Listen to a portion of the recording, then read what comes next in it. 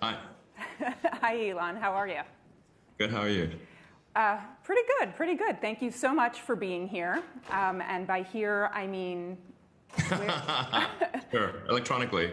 Electronically. My bits are there. And where are you right now? I'm at the Tesla Giga Texas factory that we're about to complete. So yeah, what you see behind me is the factory, basically. We have the office space and the factory kind of together. So I think this is kind of important that we don't have ivory tower management or engineering, and that the management and engineering is as close to the factory as possible. So yeah, so you can see what's going on in the factory and stay grounded. All right, well, I'm in the ivory tower here in front of a lot of CEOs and a live audience here in Washington, D.C. And we are also joined by lots of people all over the internet. We are streaming this to WSJ.com, Twitter, and YouTube. So we have a very brief amount of time, only 30 minutes, but I'm very excited to talk about a wide range of things. I want to start with talking about our world, the world we currently live in. Then I want to move to the future of the world, and then talk a little bit about your world. And so we'll start right here in Washington, D.C., where everyone is talking about the infrastructure plan and the bill. And I wanted to ask you, say tomorrow you get a phone call from Joe Biden, and he says... I think that's unlikely, but sure. Okay. You know, he just gives you a call, and he says, you know, I haven't been talking a lot about Tesla lately, but, you know, what do you need from this bill? What are your needs? What do you answer him?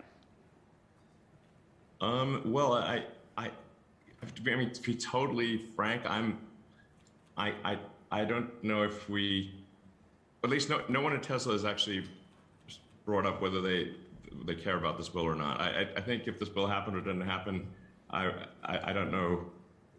We don't think about it at all, really. Okay. It might be better. Honestly, it might be better if the bill doesn't pass, because we've spent so much money. You know, it's like the federal budget deficit is insane. You know, it's like $3 trillion. Federal expenditures are $7 trillion. Federal revenue is $4 trillion. That's a $3 trillion difference in. If this was a company, it'd be a $3 trillion loss. So I don't know if we should be adding to that loss. That seems pretty crazy. Something's got to give. You can't just spend $3 trillion more than you own every year and expect, you know, don't expect something bad to happen. I think, you know, this is not good. Well, Mitch McConnell's actually saying... In fact, if I may elaborate on that, the deficit is more than $3 trillion when you look at the future obligations. So it's $7 trillion of current expenditures, but it's much more than that if you look at future obligations for Social Security, Medicare, and so forth. So we're running this incredible deficit. Something's got to give. I don't know. This can't keep going. Well, Mitch McConnell said something similar. That it wasn't too, not as extreme as you. But okay, so let's say his follow-up question is, okay, Elon, you don't think we need to spend anything on the infrastructure? If he says to you, what is the biggest improvement we can make to the U.S. infrastructure? What do you say? I think we generally could have better airports, better highways, and you know, I think that especially in cities that are congested, we've got to do something to deal with the extreme traffic, which I think is some combination of double-deckering freeways and building tunnels. But if we don't do something, we will be stuck in traffic for forever. And as autonomous vehicles come to the fore, and it's easier to drive without going through the pain of having to drive yourself, which is absolutely coming, and will be one of the biggest transformations ever in human civilization. There will be more cars on the road, and the traffic will get much worse. And so we really need to do some combination of tunnels and or like I said, double-deckering freeways. I'm not a big believer in flying cars. They're basically helicopters with wheels, and people don't want the skies to be swarming with helicopters. So it's tunnels and double-deckering freeways. We don't have a traffic problem in suburbs. We have a traffic problem on freeways because they were just too small and did not anticipate the size of the urban environments that we currently experience. So, yeah, but I don't see a strong effort in this direction. Well, I want to come back to autonomous vehicles, but want to just stay a little bit more on the role of government. You said at this conference actually a year ago that you think government should really just be hands-off when it comes to innovation. Though with this bill, there is a lot of support for EVs, and it could be the biggest change that we've seen throughout the country in terms of the infrastructure of EVs, and it helps Tesla. What do you think the role of government should be? I think the role of government should be that of like a referee, and you know, like, but not a player on the field.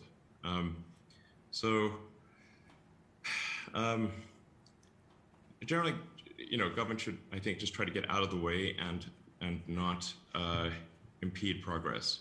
I think there's a general problem, not just in the U.S., but in most countries, where the rules and regulations keep increasing every year. Rules and regulations are immortal. They don't die. There's not a natural. Occasionally, you see some law with a sunset provision, but really, otherwise, the vast majority of rules and regulations live forever. And so if more rules and regulations are applied every year, and it just keeps growing and growing, eventually it takes longer and longer, and it's harder to do things. And there's not really an effective garbage collection system for removing rules and regulations. And so gradually this hardens the arteries of civilization, where you're able to do less and less over time. So I think government should be really trying hard to get rid of rules and regulations that perhaps had some merit at some point, but don't have merit currently. But there's very little effort in this direction. This is a big problem. And I also want to come back to later. I know that you do have some other stance on sort of AI and what the rules and regulations we should have on that. But right now you're sitting in a Tesla factory. How are you spending your time these days between the split between SpaceX and Tesla? Yeah, it's about even between SpaceX and Tesla. It depends on, you know, what is the kind of crisis of the moment. So some weeks will be more Tesla, more SpaceX. But I mean, I work a lot. I work 7 days a week and put in I get some pretty crazy hours. So. But it really depends on where I'm needed most. I triage the tasks and try to do the things that are most useful or where I'm most needed.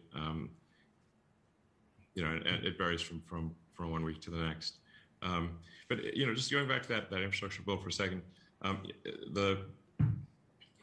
because sometimes the criticism of Tesla is like, hey, Tesla gets all these subsidies, but it's worth noting that for the vehicle purchase tax credit, the $7,500, Tesla stopped getting that like 2 years ago. So whereas everyone else, I think, except for GM, still gets the $7,500 tax credit. So all of our sales this year and I think last year had nothing to do with the tax credit because we were no longer eligible because we'd made so many electric cars. Tesla's made roughly 2/3 of all the electric cars in the United States. I'm not sure if most people are aware of that. So Tesla's made basically twice as many electric vehicles as the rest of industry combined. And we don't need the $7,500 tax credit. I would say, honestly, I would just can this whole bill. Don't pass it. That's my recommendation. What about the support though for the charging network? I mean, there are parts of this bill and no. No, I mean, do we need support for gas stations? We don't. So there's no need for this for support for a charging network. I would delete it. Delete. Okay. All right. I'm literally saying get rid of all subsidies. But also for oil and gas. if you think about also how this affects your competitors, is that impact how some of your view on this? I mean, maybe they need it. I don't know. But I think just generally, I'm in favor of deleting subsidies. I mean, when we started Tesla, there were no EV subsidies at all, and gasoline was super cheap. We did not anticipate any subsidies. That came later, and that came the $7,500 tax credit came as a result not of Tesla activity, but of General Motors lobbying for it. So I would just say just delete them all. All right, but there's some other good things in this bill that some would argue. I mean, a lot of money earmarked for R&D. Would you want to put that towards something? No. Okay. All right. We're going to move on from the bill because I think we get what you're saying on it. In general, we should just, if we don't cut government spending, something really bad's going to happen. This is crazy. Our spending is so far in excess of revenue, it's insane. Like you could zero out all billionaires in the country. There's all this like anti-billionaire BS. If you zeroed out all the billionaires, you still wouldn't solve the deficit. All right, I'll ask you another question around the billionaire BS. Say tomorrow we've talked, you get the phone call from President Biden.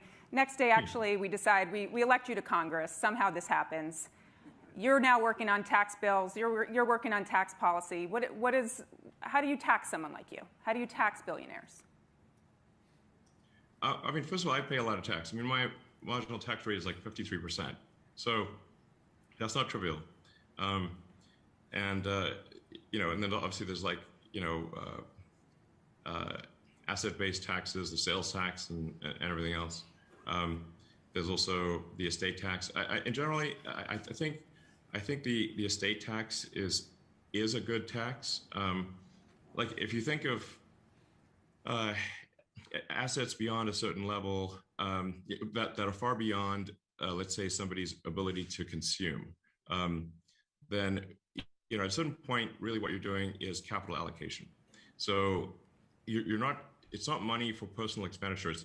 What you're doing is capital allocation. And it does not make sense to take the job of capital allocation away from people who have demonstrated great skill in capital allocation and give it to an entity that has demonstrated very poor skill in capital allocation, which is the government. I mean, you can think of the government essentially as a corporation in the limit. The government is simply the biggest corporation with a monopoly on violence, and where you have no recourse. So how much money do you want to give that entity? Could you explain the last part quickly, and then I want to move on to some product stuff. Sure. I mean, I can talk for a bit longer if you'd like than the half an hour. If you're worried about getting through all your questions. I hear we have nobody else joining us at this conference. Yeah, I mean, government is a corporation in the limit. So it is the most corporate thing. It is maximum corporation, but it's also a monopoly, and also is the only one that's allowed legally to do violence. So why would you want to give a corporation with no competition that can't even really go bankrupt more money? Now, it's not as though I think the government shouldn't exist or that they're not good things that the government can do or things that are necessary for the government to do. For example, science programs where we send a probe to Mars, and the value of that is it's a small amount of value for all citizens, but it would be inefficient to sort of go and collect $10 from every citizen for a Mars probe, and so therefore it's better to have the government do something like that, like a heavy science program, rather than try to collect small amounts of money from everyone. So I'm not somebody who's sort of an extreme libertarian and thinks the government should not do anything. I just think we should minimize what the government does, because the government's efficiency at spending is just going to be lower than a competitive commercial company, but by a lot. If you look at, say, East Germany versus West Germany, or North Korea versus South Korea, and you look at the GDP per capita of East and West Germany or North and South Korea. The difference is gigantic. And that's just the difference between East and West Germany. It's like a random line was drawn, basically depending on where the Red Army was and where the Allied troops were. And East Germany's productivity was like at least 5 times worse than West Germany. And it's not like West Germany was like some bastion of capitalism. They were quite socialist, really. So there may be as much as an order of magnitude difference between the efficiency of a competitive private company versus the government. I'm going to shift away from government, come back to your world. Just thinking about sort of how you juggle Tesla and SpaceX, and you've said along the way that the workload at Tesla is quite a lot. Have you? And I know now you could regain the chairman position. Have you thought about that? Have you thought about that? Have you thought about your sort of your title and your position there right now? I mean, it's interesting that these titles. You know that there's actually only three titles that actually mean anything for a corporation. It's president, secretary, and treasurer, and technically they could be the same person. And all these other titles are just basically made up. So CEO is a made-up title, CFO is a made-up title, general counsel a made-up title. Don't mean anything. That's a nice. I think a room of CEOs are how we feel about that. Yep. It was like obviously just somebody's marketing experiment. So I guess I'll be more direct. I mean, are you considering stepping down as CEO? Would you transfer, be chairman, and think about being chief product officer? I mean, since CEO title doesn't matter anyway. I changed my title to Techno King. And by the way, this is a formal SEC filing. I'm legally a formal whatever Techno King. I just did that as kind of like a joke because just to show that these titles don't mean a lot. You can see what is actually legally necessary if you fill out the form for creating a C corp, and then you'll see it's president, treasurer, and secretary. You need a director too, but that's basically it. And then all these other chief whatever officer are basically just made up. Is a Tesla bot in the running for any of these titles? Not yet. It's maybe in the future. But speaking of the Tesla bot, I know you've talked about the importance of creating this bot for the future of AI. Tell me a little bit about where you're at with this project and what we can expect in the next coming months.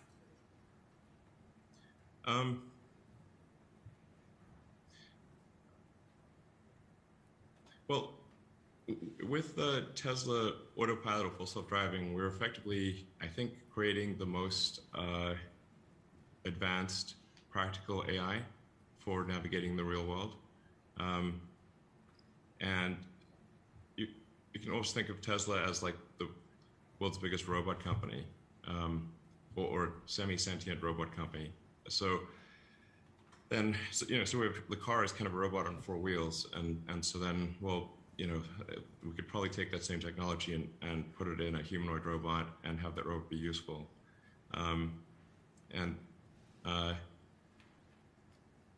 So essentially to have the humanoid part, we need to develop some custom actuators and sensors, and then essentially use the Tesla full self-driving or autopilot, or just generally speaking, real-world navigation AI in the humanoid robot. And I think this could be quite profound. I don't know exactly when we will get this right, but we will get it right. And you've said also that it will solve some labor issues. I mean, what are some things that you envision this bot doing? Well, it has the potential to be a generalized substitute for human labor over time. And the economy, the foundation of the economy is labor. Capital equipment is essentially distilled labor. So I was talking to a friend of mine actually to say, just like what should we optimize for? And what he said was gross profit per employee, fully considered. So you got to include the supply chain in that. The fundamental constraint is labor. There are not enough people. I can't emphasize this enough. There are not enough people. And I think one of the biggest risks to civilization is the low birth rate and the rapidly declining birth rate. It is, and yet so many people, including smart people, think that there are too many people in the world and think that the population is growing out of control. It's completely the opposite. Please look at the numbers. If people don't have more children, civilization is going to crumble. Mark my words. Is this why you have so many children? I'm trying to set a good example. Yeah. Gotta practice what I preach. I won't ask you to predict how many more children you're going to have tonight, but I want to move on to some future talk. That's part of where I'm going with this Tesla bot. I'm not as good at Twitter as you are, but people on Twitter are asking me what's going to happen on 12/9. Can you tell me what's going to happen on 12/9? Nothing as far as I know. I don't know where this came from. I think this is just one of those memes that, I don't know, it came out of nowhere, but as far as I know, nothing. But maybe something will happen that I'm not aware of. All right, so I want to ask now a little bit farther out in the future, into 2022. And we can't get to all your future projects, but I thought a fun way to do this might be, I'm going to name some of the projects. I'm going to give you 60 seconds, and you tell me what your plan is in 2022 to move that project along and what we can expect from it. But okay. 60 seconds. You only get 60 seconds. Okay. You going to do it? All right, here we go. So the first one is, hold on, I think I know how to work this Apple Watch. All right, 60 seconds and Cybertruck. Cybertruck. Cybertruck's going to be an incredible product. I think it may be our best product ever. And I think it probably will be. It has a lot of new technology, so it's a hard car to make. But it will be awesome. And I think I've said before that we're aiming for volume production in 2023, and I will provide a more detailed product update at the Tesla earnings call early next year. So I wish it could be sooner, but that's most likely when it happens. It'll be something really special, like just one of those kind of rare products that happens once in a while. That's really special. Okay. That was about 60 seconds. I don't know what's going on with my watch, but we're on Cybertruck. Now we're on to Neuralink. Okay. Okay. Yeah. So no, the big question is in 2022, how are you pushing that project along? What happens? So Neuralink, we have Neuralink's working well in monkeys, and we're also doing just a lot of testing and just confirming that it's very safe and reliable, and that the Neuralink device can be removed safely. People may have seen the demo that we published earlier this year, the video of a monkey playing the video game Pong telepathically using the Neuralink in its brain, and it's completely wireless, charges inductively. But basically, the monkey looks completely normal, and yet is playing a video game telepathically, which is, I think, quite profound. We will have, we hope to have this in our first humans, which will be people that have severe spinal cord injuries, like tetraplegics, quadriplegics, next year, pending FDA approval. And I should say our standards for implanting the device are substantially higher than what the FDA requires, just as our standards for safety with Tesla are much higher than what the U.S. government requires. And I'll take a little bit more than 60 seconds. Yes, I'm about to cut you off. Because I think there's something that's I think pretty cool, and I do want to say that I'm very emphasis on cautiously optimistic about this. I think we have a chance with Neuralink of being able to restore full body functionality to someone who has a spinal cord injury. Meaning, I think we have a chance, I emphasize a chance, of being able to allow someone who cannot walk or use their arms to be able to walk again, naturally. Okay, I'm not going to cut that out. I can't really cut you off when you're talking about that. So it's a super big deal, yeah. And I don't want to raise hopes unreasonably, but I'm increasingly convinced that this can be done. All right, so the last one is Starship. Sure. Because there's a lot happening in 2022 on Starship, right? Yes. Man, Starship is a hard project. This is the biggest rocket ever made. It will have a thrust and mass double that of a Saturn V, which is the largest rocket to reach orbit, and is intended to be fully and rapidly reusable. This is a profound, if we are successful with this, which I think we will be, but I don't know if we'll be there in 2022, I hope so. This is a profound revolution in access to orbit. There has never been a fully reusable orbital launch vehicle. This is the holy grail of space technology.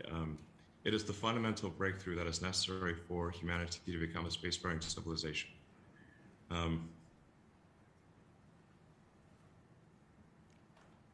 This absorbs more of my mental energy than probably any other single thing. But it is so preposterously difficult that there are times where I wonder whether we can actually do this. And if you had to summarize very quickly, what is so hard about it for just a normal person to understand? What is so hard about it? Well, this will take a lot more than 60 seconds, but... But now I'm so interested. Okay, well... Oh, no. Okay, okay. Man, I am overdue for doing a Starship update. We live on a planet where the gravity is actually very strong. We actually live on the densest planet in the solar system. Our atmosphere is very thick, and what this comes down to is that a typical orbital rocket might be able to put about 2% of its liftoff mass into orbit. And then this is with smart people trying hard, maybe 2.5%. And no rocket, to the best of my knowledge, has ever gotten above 4% of its liftoff mass to orbit. So now, in order to make a rocket fully reusable, you've got to basically create a rocket that can do about 4%, if not more than 4%, of its liftoff mass to orbit, which hasn't happened before. So that means you have to have basically A pluses across the board, incredibly efficient engines, incredibly efficient structure. You do need scale because there are some efficiencies of scale. That's why part of why Starship is so gigantic. Because, for example, the brain of the rocket really weighs about the same if it's a small rocket or a big rocket. So with a big rocket, you get to have the avionics be basically round down to 0% or be inconsequential in the mass of the vehicle.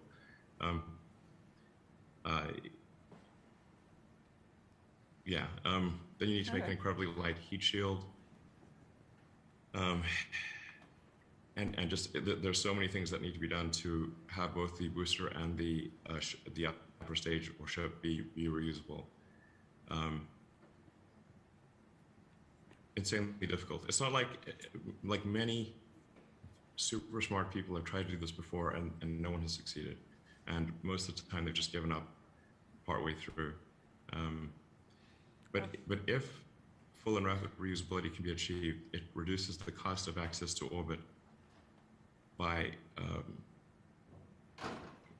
a factor of 100 or more.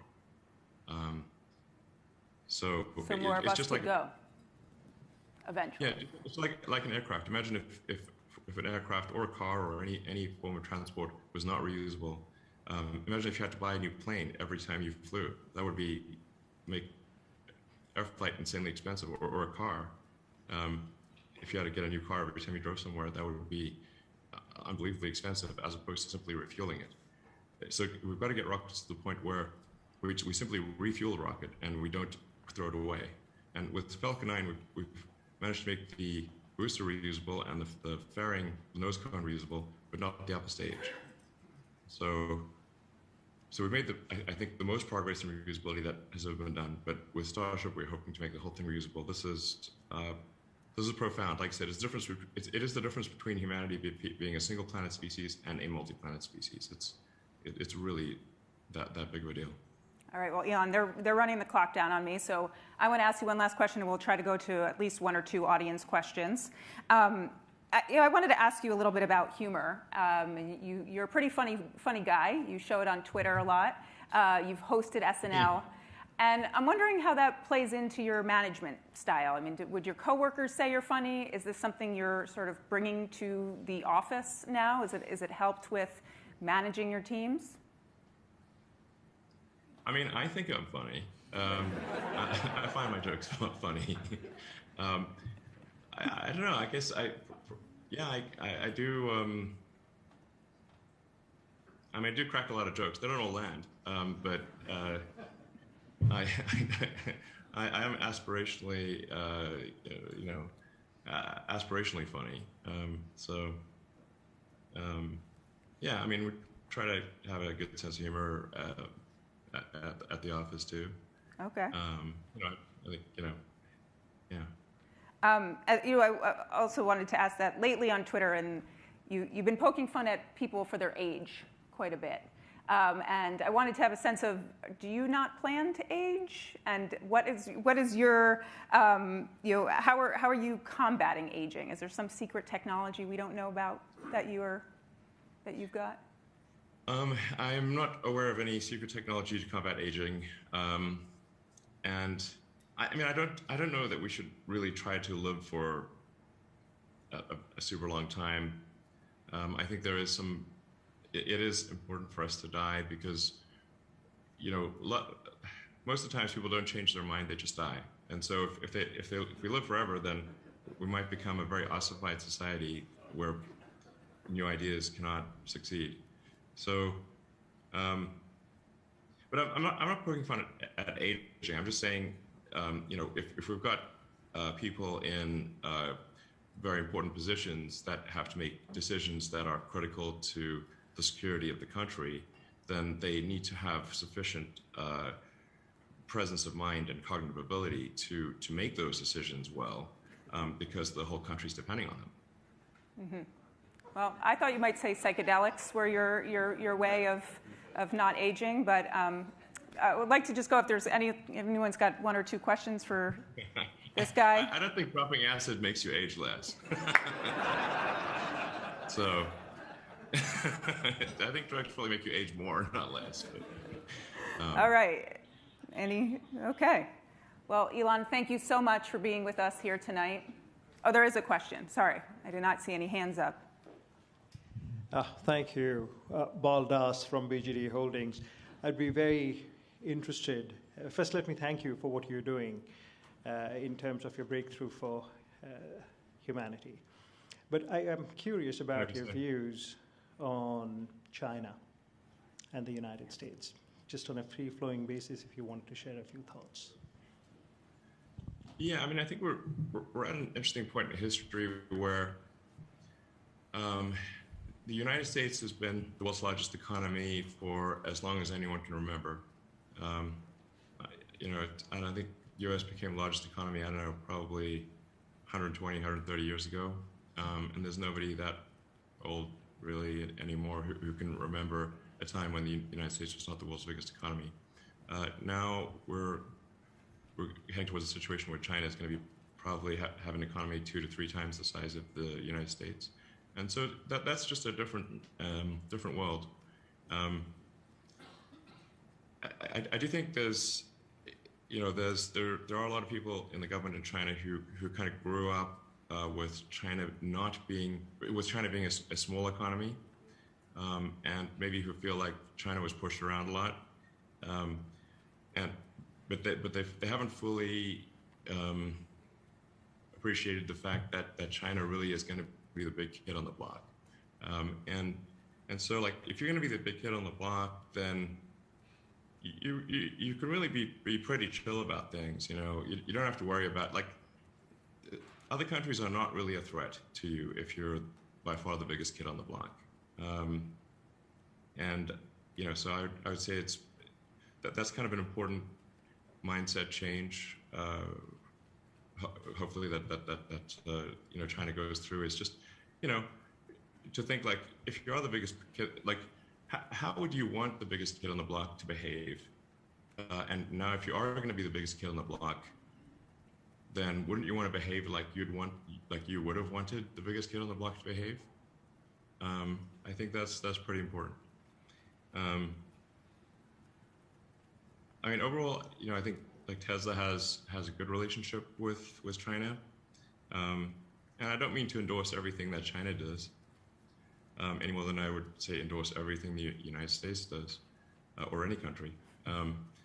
But, you know, overall, I think, yeah, we are headed to an interesting and different world, and I hope that we can remember that, you know, we're all human beings, and, you know, let's just try to have as positive a relationship as possible, and you know, and work towards mutual prosperity of humanity as a whole. Well, Elon, thank you so much for being here tonight, or where you are, and thank you, everybody. And I hope to see you next year. Back to Tyrol.